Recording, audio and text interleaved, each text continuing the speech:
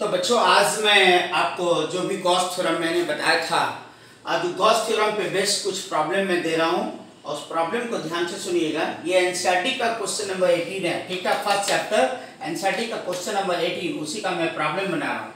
Question में क्या है, एक स्क्वायर फेस का सरफेस है, ये भी 10 सेंटीमीटर है, ये भी 10 सेंटीमीटर है, ठीक है। और ये स्क्वायर जो फेस है या सरफेस है उसके सेंटर से 5 सेंटीमीटर के हाइट पे चार्ज को रख दिया गया है, क्यू चार्ज को। तो कहता है इस चार्ज के चलते इस सरफेस से कितना फ्लक्स पास कर रहा है वो निकालना है, यही निकालना है। समझ गए होंगे सर। एक स्क्वायर सरफेस है जिसका हर एक साइड 10-10 सेंटीमीटर है और इस स्क्वायर सरफेस के सेंटर से 5 सेंटीमीटर का हाइट पे एक चार्ज क्यू को रख दिया गया है।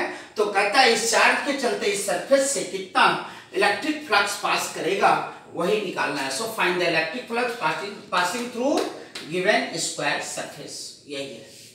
तो हम लोग क्या करते हैं, गॉस थ्योरम कहां लगाते हैं, जहां क्लोज सरफेस हो, ठीक है। So this is not a close surface, ये ओपन सरफेस है। तो हम लोग क्या करते हैं, इसको एक क्यूबिकल शेप का एक क्लोज सरफेस बना लेते हैं। देखिए वही मैं यहां लिया हूं 10 सेंटीमीटर 10 सेंटीमीटर और एक मैंने क्यूब बना दिया, ठीक है, एक क्यूब हो गया। और ये स्क्वायर के सेंटर से 5 सेंटीमीटर के हाइट पे एक चार्ज क्यूब है, यानी कहने का मतलब है ये जो हम लोगों ने क्यूब बनाया तो ये क्लोज्ड गॉसियन क्यूबिकल सरफेस हो गया। अब यहाँ हम लोग क्या अप्लाई कर सकते हैं, यहाँ हम लोग अप्लाई कर सकते हैं ये Gauss theorem, because this is A close surface, ठीक है। तो ये जो ज्योमेट्री से ये जो क्यू चार्ज होगा वो कहाँ होगा, ज्योमेट्री से। तो ये जो क्यू चार्ज होगा वो ज्योमेट्री से इसके क्यूब के सेंटर पे होगा। तो क्यूब के सेंटर पे होगा ये charge cube, because this would be 5 centimeter 10 centimeter and this would be also 10 centimeter because this is a cube, because each side is 10 centimeter and this charge q is at a height 5 centimeter from the center of this square. So the charge q is in the geometric center of the cube. Cube के geometric centre पे charge cube है, ठीक है। तो इसके चलते हर एक surface से सेम फ्लक्स पास करेगा। तो मैंने यहां लिखा है we draw a cubical Gaussian surface and the charge cube is placed at the centre of the cube, hence electric flux will pass equally through इस सरफेस। मैंने सारा चीज लिख दिया, हर एक फेस से इक्वल क्या इलेक्ट्रिक फ्लक्स पास करेगा। तो नाउ फ्रॉम गॉस थ्योरम क्या है, total electric flux passing through the cubical Gaussian surface, कितना क्यूबिकल गॉसियन सरफेस से टोटल इलेक्ट्रिक फ्लक्स कितना पास करेगा। तो 5 बराबर क्या होता है, q बाई e, यानी ये कितना चार्ज इनक्लोज किया है गॉसियन सरफेस, तो q चार्ज इनक्लोज किया, q की जगह q हो जाएगा बाई e, यानी 6 सरफेस से, इसमें कितना सरफेस होता है क्यूब में 6, और 6 सरफेस से कितना फ्लक्स पास करेगा, q बाई क्या एप्सिलॉन नॉट। लेकिन हमको कितना सरफेस है, एक सरफेस, तो एक सरफेस से कितना पास करेगा। तो मैंने लिख दिया therefore the electric flux passing through the given one face क्या हो जाएगा, फाई डैश e बराबर क्या हो जाएगा, ये जितना फ्लक्स पास करेगा 6 सरफेस से उसका एक सरफेस से कितना होगा, तो 1/6 से डिवाइड कर देंगे, 1/6 phi e, so 1/6 q by क्या एप्सिलॉन नॉट, बिकॉज फाई का वैल्यू कितना है, q by epsilon naught. So you must have understand this one also. अब देखिए एनसीईआरटी का क्वेश्चन नंबर मैं 30 ले रहा हूँ, ठीक है। अब ये प्रॉब्लम थोड़ा एनसीईआरटी का भी जो अच्छा क्वेश्चन है मैं बना देता हूँ और आप इसको रिवाइज करते रहिए, जहां कहीं भी दिक्कत हो पूछते जाइए। देखिए ये लॉन्ग चार्ज वायर है, ये क्वेश्चन 30 में दिया हुआ है, फर्स्ट चैप्टर एनसीईआरटी का फर्स्ट चैप्टर क्वेश्चन नंबर 30 में एक लॉन्ग चार्ज वायर है AB, ठीक है। इसमें कितना चार्ज है, प्लस चार्ज दिया हुआ है, ठीक है। और इसमें चार्ज कितना है, ये लॉन्ग चार्ज वायर है, तो इसमें यूनिट लेंथ में कितना चार्ज है इस वायर पे वो यहां दिया हुआ है। So AB is a long charge wire having linear charge density कितना, लैम्डा, ठीक है। So we have to calculate the electric field at P, है ना, using Coulomb's law. Coulomb's law को यूज करके, not Gauss theorem, Gauss theorem को use करके हमको इलेक्ट्रिक फील्ड P पॉइंट पे नहीं निकालना है, हमको कूलम्ब्स लॉ यूज करके इस लॉन्ग वायर के चलते जिस पे चार्ज प्लस दिया हुआ है, ए बी लॉन्ग वायर है, इसके चलते पी पॉइंट पे कूलम्ब्स लॉ यूज करके इलेक्ट्रिक फील्ड यहाँ निकालना है, ठीक है, नॉट यूजिंग क्या, without using Gauss theorem. This is the question, आपका क्वेश्चन नंबर 30 है। अब चलते हैं हम लोग क्या करते हैं। अब देखिए सो यहाँ है point C is the centre of the rod. मान लेते हैं पॉइंट सी कहाँ है, रॉड जो लॉन्ग वायर तुमने लिया है उसका सेंटर सी है, ठीक। At a distance X we take a small element dx having charge dq। देखिए सेंटर से एक डिस्टेंस पे एक छोटा सा एलिमेंट इस वायर का मैं ले रहा हूं जो dx है। dx is the small element of this long wire AB, ठीक है। कितना डिस्टेंस सेंटर से है x, मैंने यहां लिख दिया, और इस पे चार्ज कितना है dq, मैंने मान लिया because Coulomb's law is applicable for the small charge. तो अब ये चार्ज इसके चलते इस पॉइंट पे हमको इलेक्ट्रिक फील्ड निकालना है। तो मैंने आपको बताया था कि जहां भी इलेक्ट्रिक फील्ड निकालना है वहां कौन सा चार्ज रखेंगे, +1। अब ये चार्ज dq क्या करेगा, dx लेंथ में कितना चार्ज है dq, मान लिया मैंने, तो ये चार्ज +1 को क्या करेगा, रिपेल करेगा, ऐसे देखो इधर किया, तो d हो गया इस साइड, ठीक है। तो d ये थीटा मैंने माना, तो इसका एक कंपोनेंट इधर क्या हो जाएगा d cos थीटा, इधर क्या हो जाएगा d sin theta, okay.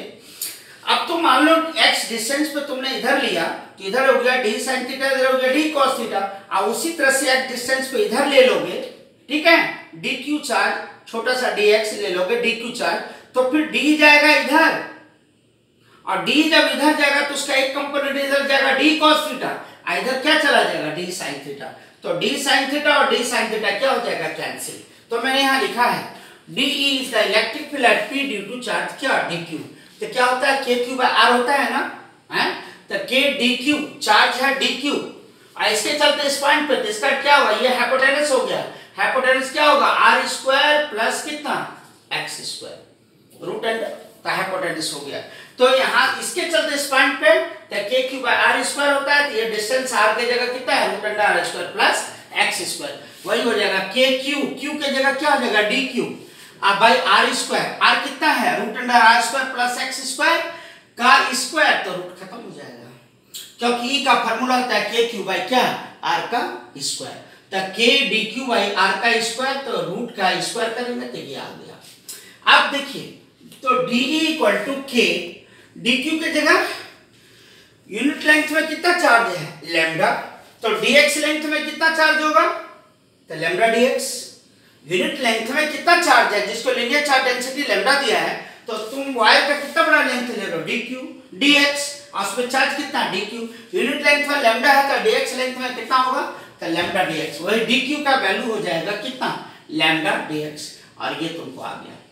As d sin theta is cancel, मैंने बताया कि सिमेट्रिकली तुम इधर ले लोगे ना, जिसका एक कंपोनेंट इधर जाएगा d, उधर हो जाएगा d cos थीटा, इधर क्या हो जाएगा d sin थीटा। तो मैंने दिखाया नहीं है, लेकिन d sin थीटा कैंसिल हो जाएगा, क्योंकि इधर d sin थीटा इधर d sin थीटा कैंसिल हो जाएगा, d cos थीटा कभी कैंसिल नहीं होगा। तो मैंने यहाँ लिख दिया at d sin theta is cancel, therefore total electric field at P due to the long rod, ये जो लॉन्ग रॉड AB ले रहे हैं उसके चलते इलेक्ट्रिक फील्ड क्या होगा, तो d sin थीटा वाला कंपोनेंट तो कैंसिल हो जाएगा, तो इधर क्या हो जाएगा d cos theta, d cos theta को लेकर के तुम इंटीग्रेट कर दो, तो टोटल जो electric field at point P due to the long wire निकल जाएगा। तो d के जगह क्या लाए वैल्यू, ये यहां रख दीजिए, अब cos थीटा ये आ गया, दिस इज इक्वेशन नंबर 1, ठीक है। Now tan theta equal to क्या फार्मूला होगा, tan थीटा, इस ट्रायंगल को देखो, tan theta equal to perpendicular by base, वही मैंने लिया, tan theta equal to perpendicular by base, so x equal to r tan theta. अब इसको तुम डिफरेंशिएट करो, x का डिफरेंशिएशन क्या हो जाएगा dx, r का r रहेगा, tan थीटा का क्या हो जाएगा sec स्क्वायर थीटा, थीटा का क्या होगा d theta. This is question number 2। अब हम लेना चाहते हैं cos थीटा। अब देखिए cos थीटा पर क्या होगा, base by hypotenuse, you see in the geometry, तो cos थीटा बेस कितना हो गया r, ये हो जाएगा हाइपोटेनस ये, तो इसको इधर ले जाइएगा, ये चल जाएगा नीचे, लेकिन यहाँ क्या है 1/2 है, यानी रूट है, तो स्क्वायर कर दीजिएगा, तो ये स्क्वायर कर दीजिएगा, तो ये चल जाएगा इधर, और स्क्वायर कर देंगे तो ये रूट खत्म हो जाएगा, यहाँ हो जाएगा r बाय क्या cos थीटा, तो इसको स्क्वायर करेंगे तो आर बाय कॉस थीटा को भी स्क्वायर करना होगा, तो आर स्क्वायर बाय क्या कॉस स्क्वायर थीटा। सो 1 2 और 3 तीन इक्वेशन आया सर, तो यहाँ लिखा मैंने फ्रॉम 1 2 एंड 3। अब देखो यहाँ E इक्वल टू, ठीक है, E equal to k lambda और देखिए क्या dx के जगह क्या लाया हो r sec square theta d theta.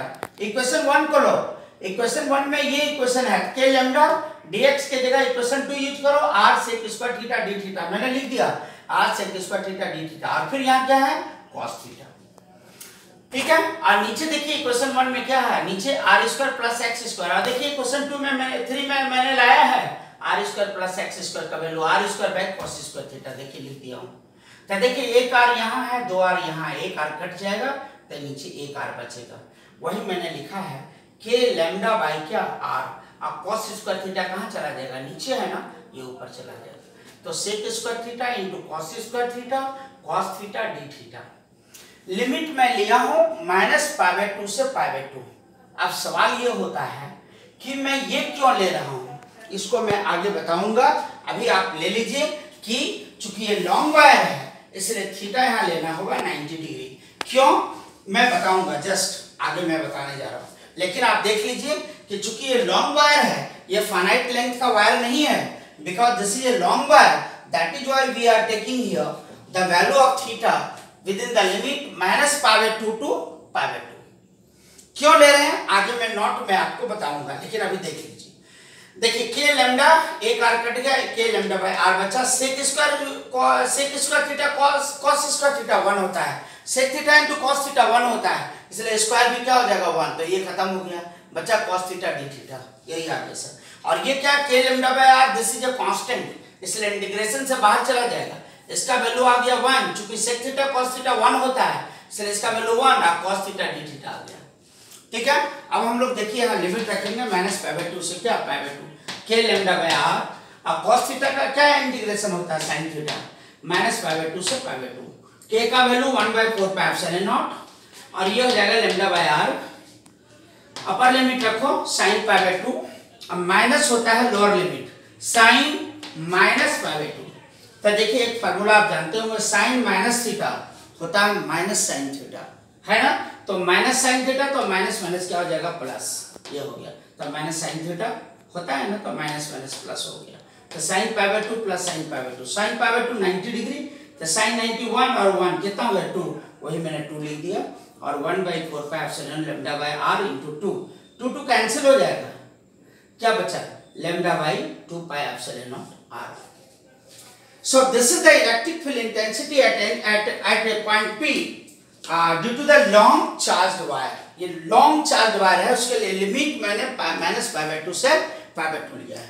अब देखिए ये तो आ गया एक लॉन्ग चार्ज वायर के लिए कूलम्ब्स लॉ लगा करके इसका मैंने इलेक्ट्रिक फील्ड निकाल लिया, लेकिन गॉस थ्योरम से भी मैं आगे बताऊंगा, लेकिन अभी नहीं, by using only Coulomb's law. अब चलते हैं एक नोट में डाल देख लेते हैं क्या है, equal to k lambda by r sin theta, इन था तुम्हारा मेन इंटीग्रेशन का फार्मूला, देखो यहाँ क्या है के lambda by r sin theta, limit long wire है तो लिमिट जाएगा कितना -π/2 से π/2, लेकिन मान लो ये finite length of the wire है, this is your finite length of the wire, तो C पॉइंट से इधर कितना एंगल बना रहा है θ1, और C पॉइंट से इधर वायर कितना एंगल बना रहा है θ2, इसलिए अपर लिमिट हो जाएगा इधर प्लस θ1, इधर हो जाएगा -θ2, वही मैंने लिया θ1 से -θ2, तो प्लस θ1 लोगे तो इतना बड़ा वायर कवर हो जाएगा, ये θ2 लोगे तो इतना बड़ा वायर कवर हो जाएगा, तो चूंकि लेफ्ट साइड है इसलिए माइनस आ जाएगा, तो sin -θ1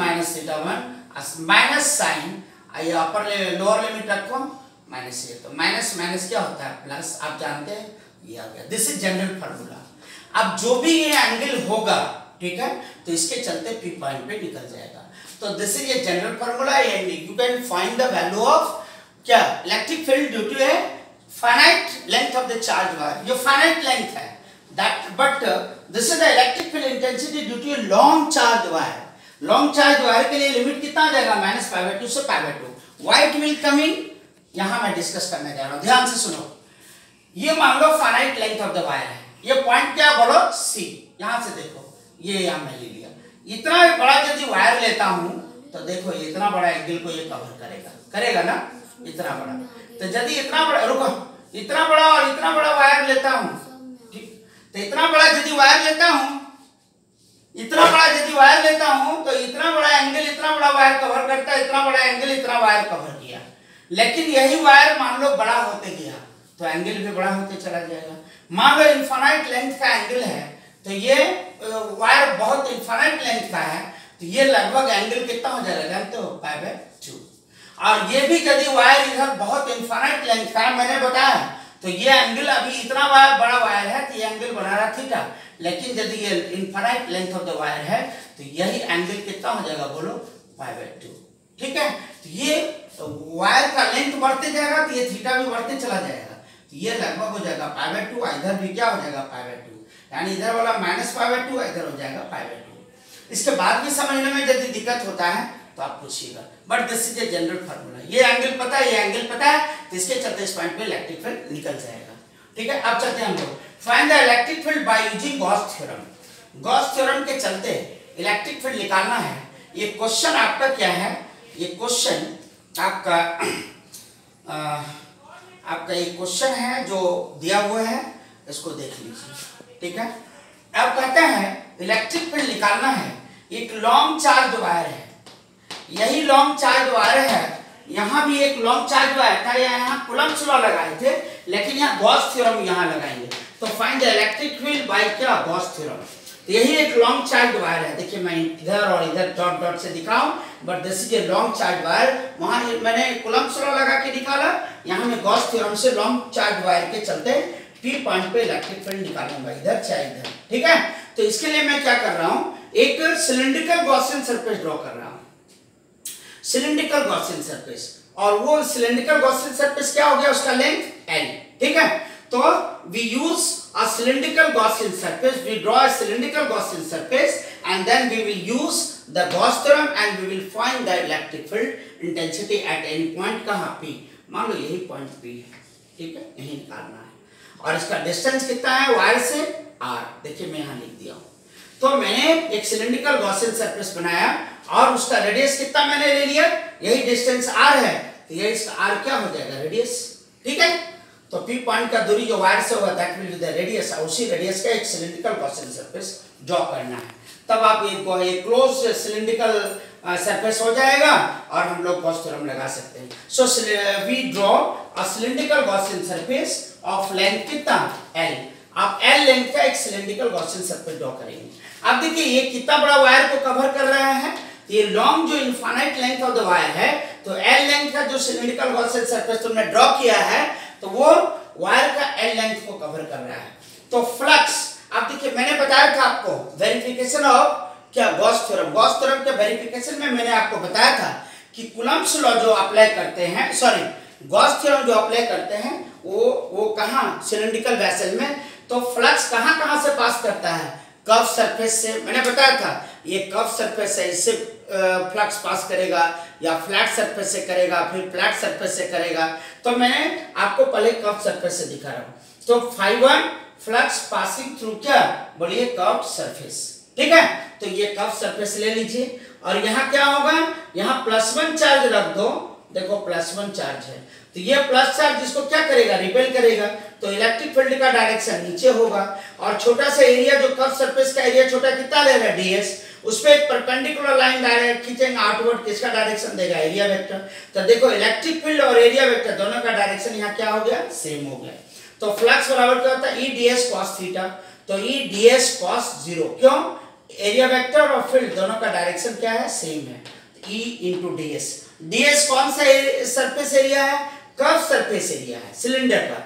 तो सिलेंडर का छोटा सा कर्व सरफेस एरिया कितना है, ds, उसको इंटीग्रेट करेंगे तो उसका टोटल कर्व सरफेस एरिया होता है सिलिंड्रिकल का 2πrl। तो E into 2πrl। सो φ1 यानी flux passing through curve surface, that is φ1 equal to E into 2πrl। अब देखो φ2 क्या है, फ्लक्स थ्रू क्या, फ्लैट सरफेस, क्या हो जाएगा, E ds cos 90। देख लो कैसे, ये फ्लैट सरफेस है, मान लीजिए इसका एरिया कितना है, ds, इसका भी एरिया कितना ले लें, ds मान लेते हैं। ठीक है, तो मैंने आपको कहा था इस सरफेस पे एक नॉर्मल लाइन आउटवर्ड खींचोगे, एरिया वेक्टर का डायरेक्शन देगा। और मैं यहाँ यहाँ फील्ड का डायरेक्शन देख रहे हैं +1 पे, ये चार्ज किधर फोर्स लगाएगा नीचे, तो फील्ड का डायरेक्शन इधर। यहाँ भी फील्ड का डायरेक्शन, यहाँ +1 चार्ज ले लिएगा तो ये चार्ज इसको क्या करेगा, रिपेल करेगा, फील्ड का डायरेक्शन इधर। और एक एरिया वेक्टर इस सरफेस पे, फ्लैट सरफेस पे एक नॉर्मल लाइन आउटवर्ड खींचोगे, किसका डायरेक्शन देगा, एरिया वेक्टर का। तो देखिए एरिया वेक्टर और फील्ड दोनों के बीच का एंगल कितना है, 90। यहाँ भी एरिया वेक्टर इधर फ्लैट सरफेस से एक नॉर्मल लाइन आउटवर्ड खींचेंगे, एरिया वेक्टर का डायरेक्शन देगा, ये फील्ड का डायरेक्शन देगा। तो एरिया वेक्टर और फील्ड के बीच का एंगल कितना हो गया, 90। तो वही मैंने लिखा कि ∅2 flux through flat surface E ds cos 90 and 0, यानी फ्लैट सरफेस से कोई फ्लक्स पास नहीं करेगा।